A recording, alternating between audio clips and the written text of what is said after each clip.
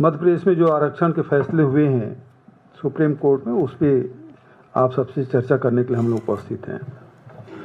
Bharatiya Janata party की चाल चरित्र चेहरा अब उजागर हो गया है। एक बार फिर से साबित हो गया है कि ओबीसी का चेहरा सामने रखकर लोगों के, खासकर ओबीसी के हितों पे ठगी करते हैं। 25 जून को फैसला आ गया कि इसमें कोई रोक नहीं है। 25 जून से आज 3 दिन हो गया, लेकिन भारतीय जनता पार्टी की सरकार के कान में जू तक नहीं रेंगी है। जिस प्रकार से अभी जीतू जी ने बताया कि 1994 में 14%, फिर 2003 में दिग्विजय सिंह के ही कार्यकाल में इसे 27% किया गया। लेकिन दुर्भाग्यजनक बात यह है कि ओबीसी के मुख्यमंत्री रही उमा भारती, ओबीसी के मुख्यमंत्री रहे चौहान साहब, और ओबीसी के अभी मुख्यमंत्री हैं मोहन यादव जी। लेकिन ये जो आरक्षण है उसको लागू इन्होंने नहीं किया। और जिस बहुत विस्तार से भाई जीतू पटवारी जी ने आप सबको बताया है, मैं उस विस्तार में नहीं जाऊंगा।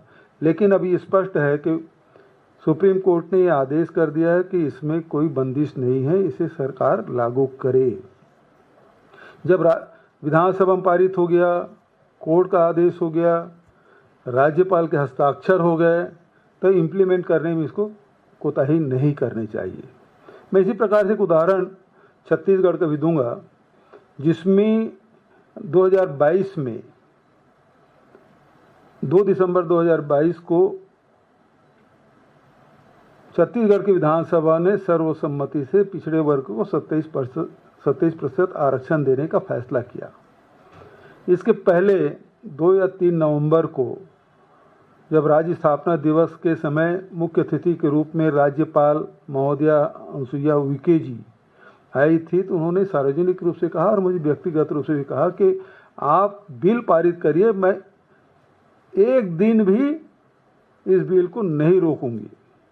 आपको बताते हुए बताना चाहूँगा कि 2 दिसंबर को 7 बजे विधानसभा में पारित हुआ और तमाम जो प्रक्रिया है उसको पूरा करते हुए मंत्रिमंडल के वरिष्ठ सदस्य राजभवन रात को 9 बजे गए कि उन्होंने कहा तत्काल हस्ताक्षर करूंगी।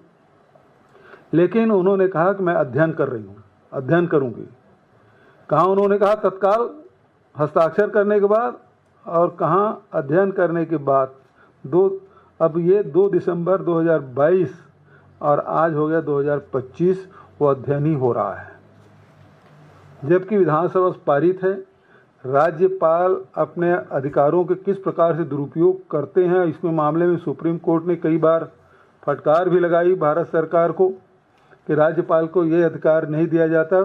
छत्तीसगढ़ में भी इसी प्रकार से 2022 से लेकर आज 2025 हो गया और 27% आरक्षण का बिल विधानसभा में पारित होकर राजभवन में अभी भी अध्ययन चल रहा है, वो नहीं किए। तो ये जो भारतीय जनता पार्टी जो चेहरा है वो बेनकाब हो गया है कि ये पिछड़े विरोधी हैं।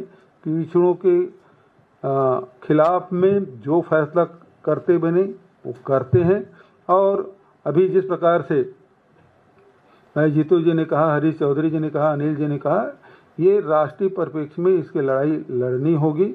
मध्य प्रदेश से इसे शुरुआत करते हैं, छत्तीसगढ़ में भी होगा और इसका विस्तार किया जाएगा। तो आज जो अब भारतीय जनता पार्टी संविधान को भी नहीं मानती, इसका जीता जागता उदाहरण कि कोर्ट के फैसले हो गए, विधानसभा में पारित हो गए, उसको भी ये लागू नहीं कर रहे हैं।